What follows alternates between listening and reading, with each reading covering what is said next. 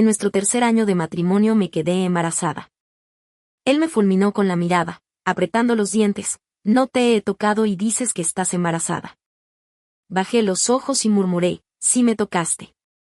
La noche de tu cumpleaños estabas borracho y me confundiste con tu primer amor.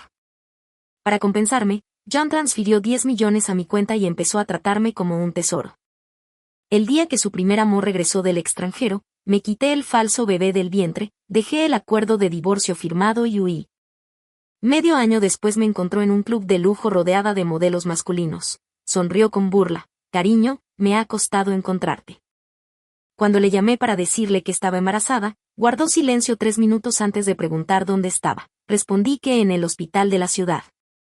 Al ver mi nombre en los resultados y que tenía 7 semanas, su rostro se deformó, me miró con furia y repitió con los dientes apretados. Raina, ni siquiera te he tocado y dices que estás embarazada.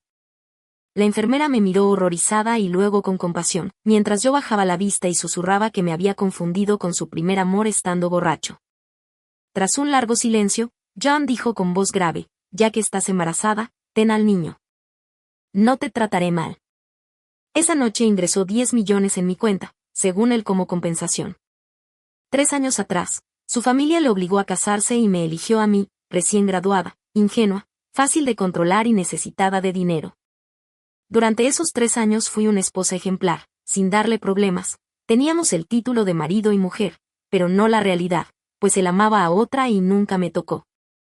A mí me gustaba aquella vida cómoda, no trabajaba, recibía $500,000 al mes y además me compraba ropa, joyas y bolsos que nunca devolvía. Pensaba disfrutar así 2 años más, pero medio mes atrás, en su cumpleaños, se emborrachó y me confundió con su primer amor. Desde entonces todo se torció. No quise que contara nada a la familia hasta que pasaran 3 meses por miedo a falsas esperanzas, y él estuvo de acuerdo. Después empezó a volver a la villa varias veces por semana, preocupado, hasta me preguntaba cada día si sería niño o niña. Yo contesté al azar, un niño, y se disgustó porque prefería una hija.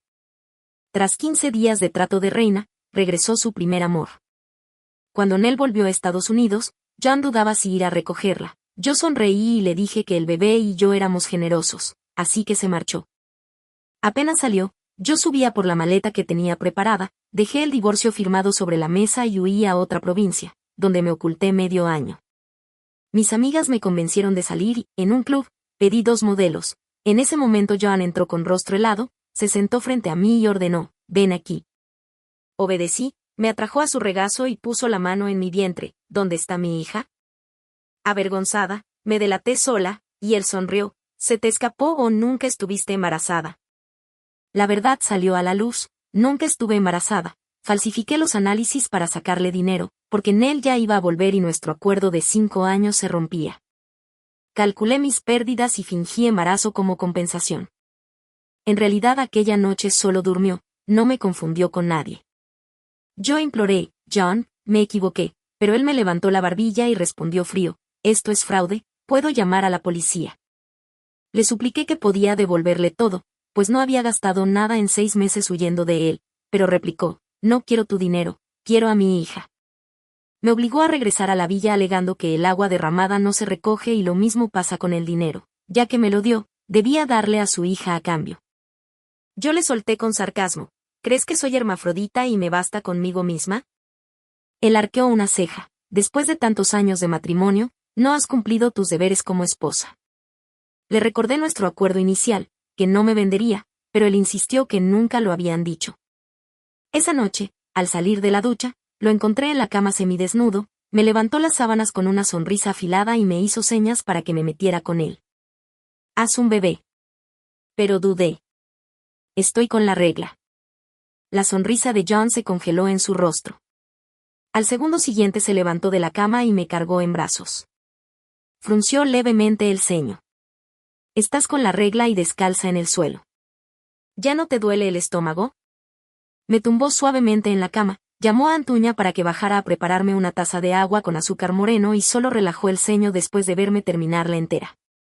Tengo el útero frío y durante la menstruación paso varios días con dolor, no esperaba que John recordara algo tan pequeño.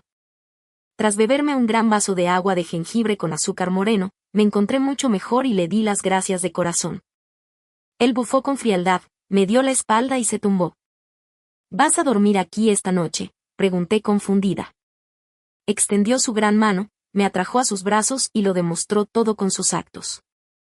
El reloj de la pared marcaba la medianoche y John estaba agotado. No dije nada más, le arropé con cuidado y caí en un profundo sueño. Era la primera vez que John y yo dormíamos en la misma cama y sorprendentemente dormí bastante bien. Cuando me desperté al día siguiente él ya se había ido a trabajar. Después de lavarme y desayunar, pensaba pasar la mañana tumbada en el pequeño jardín cuando llegaron invitados a la villa. Los reconocí enseguida, era la primera novia de John, Nell, y venía a verme. La señora Han también la reconoció y la llamó, señorita Nell. En el jardín pequeño yo estaba sentada en el columpio mientras ella se mantenía de pie junto a la piscina. Señorita Raina, soy el primer amor de John. Me llamo Nell. He vuelto al país para resolver asuntos pendientes. Tengo cáncer de estómago en fase terminal y estoy a punto de morir. Aquella última frase destrozó mi racionalidad. Ella también era una persona trágica. Me acerqué y le tomé la mano. Señorita Nell, me malinterpreta. Aunque John y yo estamos casados, no nos queremos. La persona a la que siempre ha amado ha sido a usted. Le costaba creerlo. ¿De verdad? ¿De verdad? En el primer año de mi matrimonio con John descubrí que tenía una habitación a la que nadie podía entrar, ni siquiera la señora Yang, que llevaba más de 10 años en la villa. Una vez fingí llevarle fruta y eché un vistazo dentro. Estaba llena de fotos, pósters de una chica desde la época del instituto hasta la universidad. Más tarde supe que esa persona era Nell. Se conocieron en el instituto, salieron 4 años en la universidad y John llegó a decir que no se casaría con nadie más. Pearl se fue sola al extranjero y solo le dejó un mensaje de ruptura. Ese año John casi se ahogó en alcohol. Con el tiempo se recuperó algo, pero sus sentimientos por Nell nunca cambiaron. La razón por la que me eligió a mí para casarse fue simplemente porque llevaba el pelo recogido en una coleta alta y vestía un largo vestido blanco, la ropa favorita de Nell. Me eligió porque me parecía a ella. Nell se sorprendió aún más al oírlo. Te está usando como mi sustituta. ¿No estás enfadada? Sonreí. No me gusta, así que ¿por qué debería enfadarme? Él pone el dinero. Yo doy mi tiempo. Es justo. Son 10 millones. A una persona corriente le costaría varias generaciones ganar tanto. Yo solo tengo que sacrificar 5 años de mi juventud y ni siquiera necesito venderme. Es una fortuna. Pensando en eso añadí con gesto preocupado, pero has vuelto antes de lo previsto, así que quizá no llegue a recibir tanto dinero. Ella era lista y lo entendió enseguida. ¿Cuánto pierdes? Unos 4 millones. Te los daré. Mis ojos se iluminaron al instante. Genial, maravilloso. Esa noche preparé un festín para John. Cuando regresó, lo recibí en la puerta, le cogí el abrigo con entusiasmo, le saqué una silla, le puse delante un filete poco hecho y le serví media copa de vino tinto. John arqueó ligeramente las cejas. ¿Qué haces? Le hice un gesto para que bebiera y tomó un sorbo. Con tanto lío, ¿qué quieres de mí? Carraspeé. John, te he sido infiel. En ese momento la villa quedó en un silencio tan absoluto que se habría oído caer un alfiler. Sus dedos apretaban la copa de vino con tanta fuerza que se pusieron blancos y sus labios se tensaron en una línea recta. Daba miedo. Mis piernas temblaban tanto que apenas podía mantenerme en pie. John, divorciémonos, balbuceé lo más importante de aquella conversación. John bajó la mirada y permaneció mucho rato en silencio. Finalmente se recompuso, terminó lentamente su filete, bebió el resto del vino y luego me cogió de la mano para arrastrarme a la habitación del segundo piso. Me lanzó sobre el sofá, se desabrochó los botones del cuello y habló con voz profunda. ¿Por 4 millones me vendes a Nell? Me quedé sin aliento. Ese hombre lo sabía todo. Claro, era el dueño de la villa y debía tener muchos informantes. Dios mío, lo sabía todo, incluso lo que yo decía a sus espaldas. Da igual, ya no importa. Me incorporé. Como ya lo sabes, no seguiré fingiendo. Nell ha vuelto. Vamos a divorciarnos. ¿No es lo que quieres? Sus cejas se crisparon. Reina, ¿por qué crees que me esforcé tanto en encontrarte? ¿No es porque fingí un embarazo y te engañé que estás tan enfadada? Murmuré por lo bajo. De repente se me ocurrió una posibilidad imposible. John, a ti no te gusto, ¿verdad? La habitación estaba a oscuras. La noche era tan negra como el agua y la luz de la luna llenaba el cuarto. La mitad del rostro de John quedaba en sombra y no alcanzaba a ver su expresión, pero sus ojos brillaban con una intensidad tan extraña que sentí que me estaba ahogando. Aparté la mirada con dificultad, con voz algo fría. Acordamos que nadie se enamoraría. Pareció pasar un siglo hasta que al fin escuché su risa helada, que me heló la sangre en esa oscuridad absoluta. Piensas demasiado. Solo dijimos 5 años y es lo que acordé con el abuelo. Cuando tenga el control total de la empresa en 5 años hablaremos del divorcio. Después de eso John desapareció durante mucho tiempo. Nell nunca volvió a contactarme y yo me convertí de nuevo en la envidia de todos. Cuando se acercaba mi menstruación, la señora Jan ya me había preparado una olla de agua de jengibre con azúcar moreno y la puso en la mesa. Sonreí, le di las gracias y me la bebí de un trago. La señora Jan dudó, miró varias veces hacia el despacho de John, pero al final no dijo nada. John ya no volvió a llevarme de compras ni a pasear ni a pescar al mar. Parecía de repente muy ocupado y estuvo varios meses sin regresar a casa. Me evitaba a propósito desde aquel día en que le dije que nadie podía enamorarse de verdad. Mejor así, al fin y al cabo todo era una farsa y apegarse solo llevaría al sufrimiento. Qué extraño, este azúcar moreno es dulce, pero me sabe amargo. Se acerca de nuevo el cumpleaños de John. El tiempo vuela. Ha pasado casi un año desde aquel cumpleaños en que lo engañé haciéndole creer que estaba embarazada. Esta vez será su abuelo quien organice la fiesta. Él había invitado a muchos invitados a una mansión.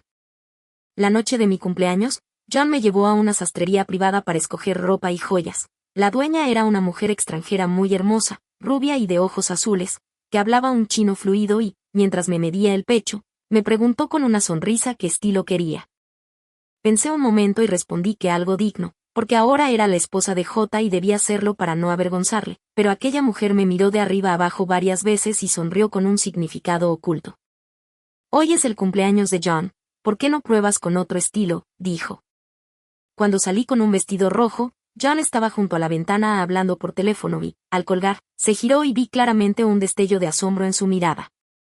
Me vi reflejada en el espejo, el vestido rojo ardía como una llama, llevaba el pelo recogido dejando al descubierto mi cuello esbelto y blanco, mi cintura era estrecha, mis piernas largas y hermosas, y un ligero escote asomaba en el pecho. Nunca me había visto tan guapa, aunque la abertura de la falda subía casi hasta el muslo y me sentía incómoda.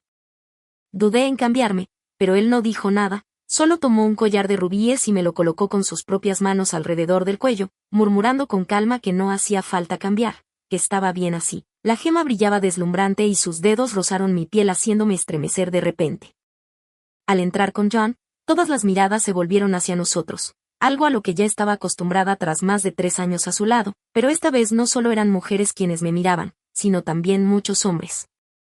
Escuché otra vez los comentarios de siempre sobre él, que si debería haberme echado, que hasta un perro acabaría cogiendo cariño en 3 años, palabras que creía haber superado, pero que todavía me removían por dentro. Apreté la copa en mi mano y me repetí que debía dejarlo estar. Solo faltaba un año para poder divorciarme, llevarme $1 millón y huir con mi madre a un lugar donde nadie nos conociera. Entonces me crucé con la sonrisa de Barry, el gran rival de John, que me dijo que estaba cada vez más guapa y me tendió su chaqueta para cubrir mis hombros desnudos, mi espalda y mis muslos, todos ellos devorados por las miradas masculinas. Antes de poder responder, unas manos firmes se posaron en mi cintura. Era John, que ajustó el collar y, con voz clara para todos, afirmó que su esposa podía vestirse como quisiera, que era su libertad. Barry insistió en que no era el único que pensaba así, pero John replicó con frialdad que era el siglo XXII, que las mujeres no se vestían para los hombres y que ella era su familia, nadie tenía derecho a juzgarla. La multitud enmudeció y Barry quedó humillado. John me llevó de la mano hasta un balcón tranquilo, me cubrió con su chaqueta porque tenía frío y, cuando le pregunté si él también pensaba que el vestido era demasiado revelador, me contestó tras una pausa que no, que me quedaba precioso, sexy, que las flores estaban destinadas a florecer y que si alguien las arrancaba era porque no era digno de ellas, pues las flores eran inocentes. Me contó entonces cómo su madre adoraba bailar y se vestía con trajes bonitos, soportando rumores maliciosos que incluso su propio padre alimentó, hasta que él tiró todos sus vestidos, pero ahora había aprendido que las flores no tenían culpa. Yo, hechizada, lo besé impulsivamente, y esa noche supe que John había estado ausente acompañando a Nell en un tratamiento médico en el extranjero, gastando recursos y contactos para descubrir después que todo había sido un malentendido. La enferma era otra mujer también llamada Nell. Antes de volver, ella le dijo que todos pensaban que la quería mucho, y lamentó no haber cumplido la promesa de viajar juntos por el mundo. Sin embargo, 4 años atrás lo había abandonado para buscar un futuro mejor y le había ido bien, porque nadie espera para siempre. Llevábamos 4 años casados y, en realidad, aquel había sido nuestro primer beso. No dormí en toda la noche y él se marchó temprano al trabajo, pero pocos días después me entregó una llave, confesando incómodo que había alquilado una tienda para mí. Jamás imaginé que la tienda que John me había preparado era una tienda de mascotas para perros. De pie en la entrada me quedé atónita al ver que había una tienda de mascotas de 2 plantas diseñada con espacio abierto solo para mí, no podía creerlo. Él se tapó la nariz y dijo que como yo me quejaba de aburrimiento en casa, pensó que aquello me animaría. Le invité, ¿quieres entrar a jugar? Pero él negó con la cabeza y respondió, paso, entra tú. La tienda tenía una gran variedad de perros, entre ellos 2 border collies especialmente listos y cariñosos que se frotaban contra mis piernas. Me encantaban, pero John no sabía que yo era alérgica al pelo de perro. Cuando llegué corriendo al hospital, ya le habían puesto 2 botellas de suero, aunque la erupción roja de su cuello no había desaparecido del todo. Yo estaba preocupada y le hablé con tono urgente. ¿Sabes que eres alérgico al pelo de perro? ¿Por qué te metes en una tienda de mascotas? Él bufó, solo es pelo de perro, y aunque su voz temblaba, seguía repitiendo solo pelo de perro. ¡Qué hombre tan terco! Yo le conocía bien, duro por fuera, blando por dentro. No discutí más y me quedé cuidándole en el hospital hasta medianoche, hasta que los párpados me pesaban y me dormí en el sofá. Medio dormida, sentí como John me cogía en brazos, me llevaba a la cama del hospital y me arropaba murmurando, porque quiero hacerte feliz. Entonces pensé que a John le gustaba yo, sino por qué me había regalado un cachorro de aquella tienda. Mientras yo disfrutaba acariciando al perrito, John pidió un año de excedencia y me llevó a la ciudad S. Al principio no entendía por qué hasta que me llevó a la estación de esquí al aire libre más grande de la capital. Dudé, muerta de miedo, y le dije que tenía miedo a morir. Él me cogió la mano. ¿De qué tienes miedo? Estoy aquí. La primera vez que me planté en la pista me temblaban las piernas de terror, pero John me tranquilizó. No te preocupes, dame la mano, no dejaré que te caigas. No sé qué me dio en aquel momento, pero le creí y le di la mano, y al instante me pegué un culazo en la nieve. Enfurecida le solté, maldita sea, John, ¿quieres matarme? Él estalló en carcajadas. ¿Quieres aprender a esquiar? ¿Y cómo vas a hacerlo sin caerte? Tras rasparme las rodillas incontables veces, por fin sentí el viento silbando en mis oídos y la libertad de deslizarme entre los árboles. Desde lo alto de la montaña nevada contemplé un mundo mágico iluminado por el sol poniente, cumbres blancas, brisa vespertina, un paisaje libre y romántico. Me giré hacia él y pregunté, John, ¿por qué me enseñaste a esquiar? Me dio una palmada en el casco. ¿No lo dijiste tú misma? Recordé que en nuestro primer año de matrimonio John me preguntó qué quería como compensación, y yo, tímida, le dije que quería un perro. Él frunció el ceño con todo el cuerpo en resistencia. Cambia eso. Pero yo insistía en un perro, así que señalé una revista en la mesa y solté, entonces aprender a esquiar. Jamás imaginé que él recordara incluso esas palabras al azar. Una ola de calor intenso me recorrió el pecho y, reprimiendo el latido acelerado de mi corazón, me lancé pendiente abajo. Mi vida había sido insípida, pero el esquí la llenaba de emoción. Por John me enamoré del esquí, y por el esquí me enamoré de John. Como el negocio de la tienda de mascotas no iba bien, invité a unos influencers para que la visitaran y subieran las ventas, y el resultado fue sorprendente. Cada día era como revisar las noticias de la mañana, pasar por la tienda de perros y fichar. John estaba un poco molesto. ¿Podrías contratar a alguien para que lo gestione? ¿Por qué tienes que ir todos los días? ¿No te cansas? Yo le pellizqué la mejilla sonriendo. ¿No entiendes? esto se llama dolor y placer. Su rostro se ensombreció, me sujetó de la cintura. Raina, cada vez te atreves más. Yo reí a carcajadas, giré y salí corriendo mientras la madre de Senang, en la cocina, se tapaba la boca riendo. John y yo nos entendíamos sin palabras, y me parecía bien así. Pensaba que seguiríamos así al menos medio año más hasta que él salió de prisión. Apareció en la puerta de la tienda pidiendo a los empleados que abrieran. Un enjambre de reporteros y blogueros le rodeaba grabando sin parar con cámaras y móviles. Los empleados no se atrevían a abrir mientras los perros ladraban furiosos dentro.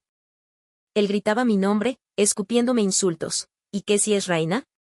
Sigue siendo la que salió de entre mis piernas. Tú me mandaste a prisión, te lo haré pagar. La he criado todos estos años, ¿no debería cuidarme en mi vejez? ¿No abren? Haré que os despida a todos, mocosos.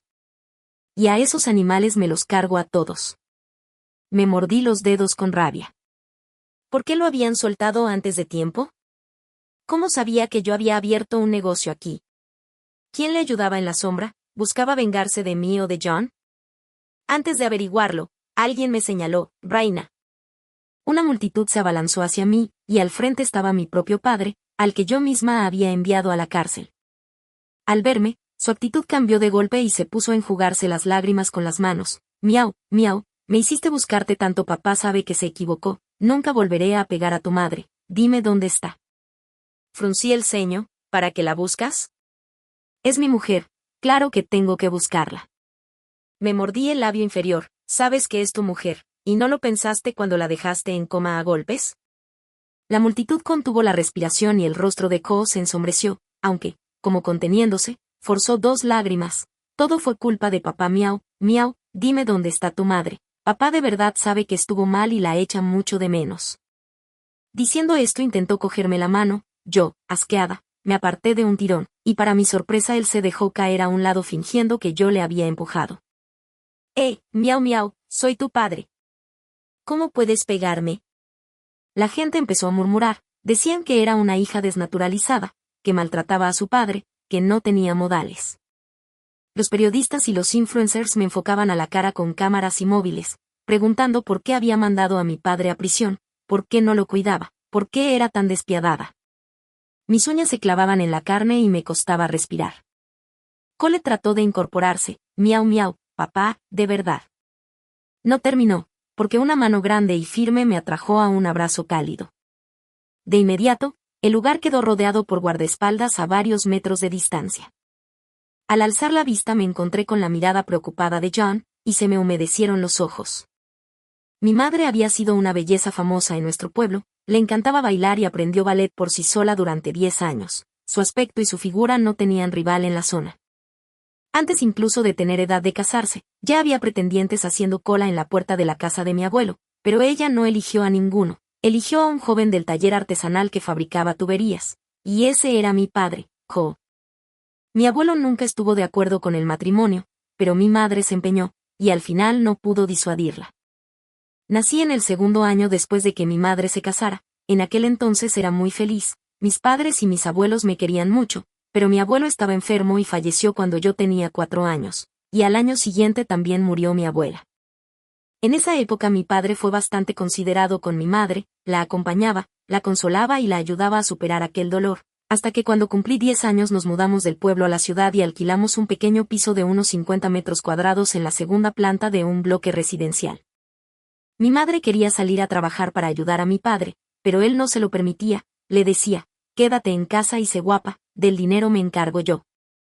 Al principio no entendía por qué, luego comprendí que, como las flores son tan bonitas, el dueño de la casa no se siente tranquilo dejándolas en el balcón y prefiere tenerlas dentro para admirarlas solo él, pero mi madre no era una flor, era una persona, y no pudo soportar más aquel arresto domiciliario disfrazado, así que discutió con él hasta que mi padre aceptó dejarla trabajar.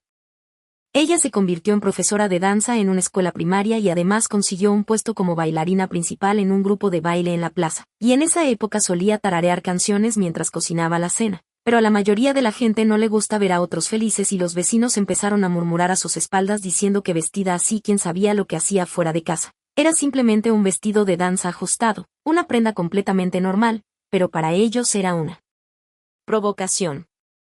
Mi padre no soportó aquellos comentarios y por primera vez discutió ferozmente con mi madre hasta llegar a golpearla. Con los ojos enrojecidos la azotaba en la cara con un cinturón gritando que vestida así solo iba a buscar a otros hombres. Yo me escondí detrás del sofá tapándome la boca para no gritar mientras mi madre llorando me decía, miau miau, vuelve a tu habitación, no mires. Desde aquel día descubrí que mi padre tenía un lado violento.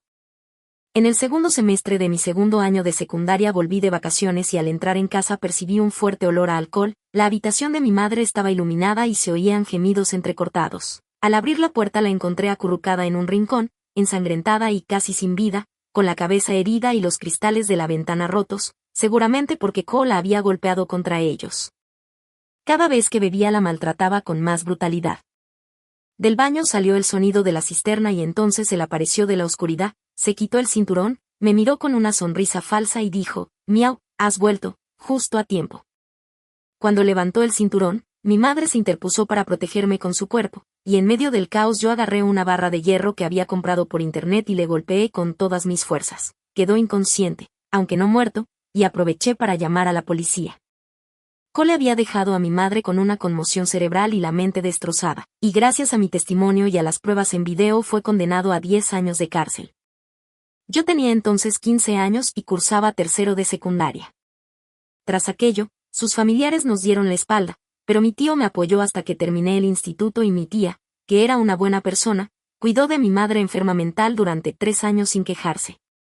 Al graduarme del instituto quise trabajar, pero mi tío me obligó a seguir estudiando. Con mis notas sería un desperdicio no ir a la universidad, así que él y mi tía se encargarían de mi madre. Durante mis 4 años de carrera no gasté ni un céntimo de lo que él me dio, me mantuve con becas y trabajos a tiempo parcial, y al graduarme enseguida llamé la atención de John cuando buscaba empleo. Yo estaba sin un duro, debía pagar el tratamiento de mi madre y devolverle a mi tío y a su familia todo lo que habían hecho por mí, así que acepté estar con él 5 años.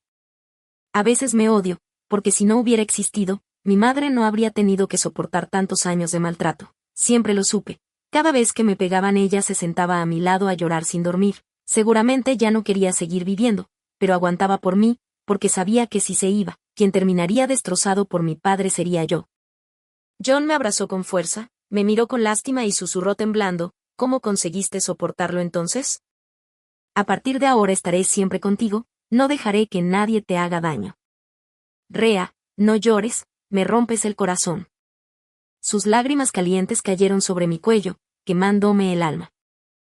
John no le dio respiro a Cole, contrató gente para provocarlo cuando estaba borracho y volvió a enviarlo a prisión, pidiendo a sus amigos allí que se encargaran de él. El que estaba detrás era Barry, que consiguió sacarlo un año antes para usarlo como arma contra la empresa de J y hundir sus acciones, pero John le destapó sus amantes y hasta mostró fotos comprometidas a su familia, provocando un escándalo que hundió sus acciones y le permitió quedarse con ellas. Con el tiempo, Barry vendió más participaciones y John las compró hasta alcanzar casi un 30% y tener derecho de veto en la junta directiva. Yo no entendía por qué gastar tanto dinero en acciones tan inútiles, pero él me abrazó en su regazo y me besó en la comisura de los labios diciendo, no es una pérdida vengarte, ningún dinero es demasiado para eso. Más tarde, cuando los directivos del grupo Barry se reunieron, John apareció tarde y se sentó a un lado mientras Barry estaba que echaba humo. Por mi parte, fui al hospital a hacerme pruebas porque llevaba mes y medio de retraso y tenía náuseas constantes, temiendo estar embarazada, y tras media hora interminable me confirmaron que tenía la hormona elevada y estaba de 5 semanas. Emocionada se lo enseñé a John, que lo miró llorando y riendo a la vez. Acarició con cuidado mi vientre a un plano y dijo nervioso, bebé, pórtate bien, a lo que yo le solté un puñetazo llamándole loco por echar tanto de menos a su hija.